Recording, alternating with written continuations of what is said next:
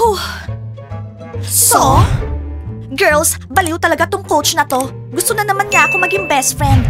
Tapos tinatanong niya ako tungkol sa relationship ko kay Smiley. Ano namang pakialam niya doon?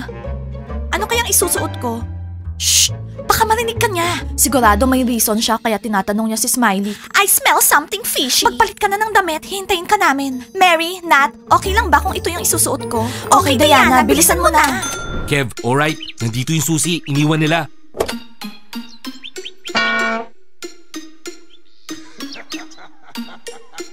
Dima, tara na. Bilisan mo. Babay mga pangit na zombies. Wala naman akong ginawang mali. Smiley, meron lang akong gustong itanong tungkol sa inyo ni Diana. Kayo pa ba? O nag-break na kayo?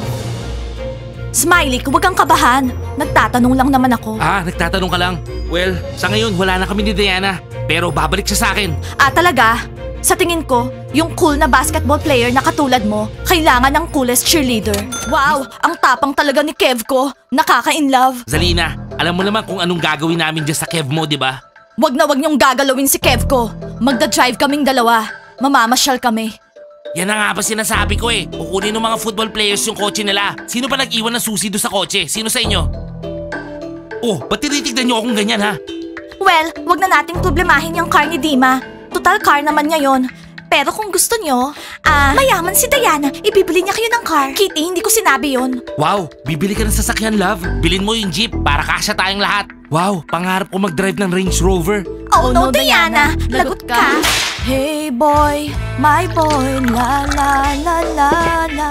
Hey boy, my boy. Oh baby, baby, baby. Oh yeah, yeah, yeah. La la la la. Abby? Mike, padaanin mo nga ako. Napakamaldita talaga nito. Okay, Abby, relax. Sa ayaw mo't sa gustong, makikita mo siya dito sa bahay. Okay, Mike, relax ka lang. Hindi mo naman maiiwasang di siya makita eh. Kaya Mike, okay lang yan. Huwag ka papakit.